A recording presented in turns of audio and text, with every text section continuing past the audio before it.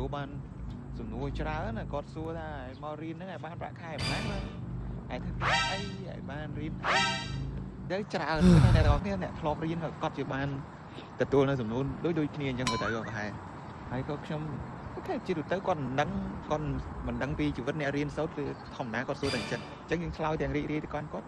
ថាយើងមករៀនប្រាក់ខែគឺមករស់ស៊ីព្រោះនៅនេះគេឲ្យវាច្រើនដែរប៉ុន្តែការចំណាយក៏វាច្រើនទៅតាមនឹងដែរអញ្ចឹងណាអញ្ចឹងហើយវាអត់អាចថារៀនចប់ទៅឲ្យសល់ឬក៏មិនក៏វាមិនអាចឬក៏ឲ្យជីវិតរស់រាយជីវិតសบายចាយវាដូចអ្នកធ្វើការនៅកូរ៉េនេះក៏អត់ដែរតែបើអ្នកផ្ទះខ្ញុំទេគាត់តែងតែឆ្ងល់ថាមិនបើឯងមករៀនអត់មានសារអាទិត្យអញ្ចឹងមើលទៅអត់មានសារអាទិត្យទេវាថ្ងៃសៅរ៍ថ្ងៃអាទិត្យវាអត់ដូចអ្នកយើងធ្វើការទេយើងធ្វើការយើងចេញពីកន្លែងការងារគឺយើងចប់ហើយការងារតែយើងរៀនការងារសាលាយើងត្រូវប្រឹងធ្វើម៉េចឲ្យចប់ឲ្យលឿនទៅតាមអ្វីដែលយើងអាចធ្វើទៅបានការងារវាមកច្រើនអញ្ចឹងទៅ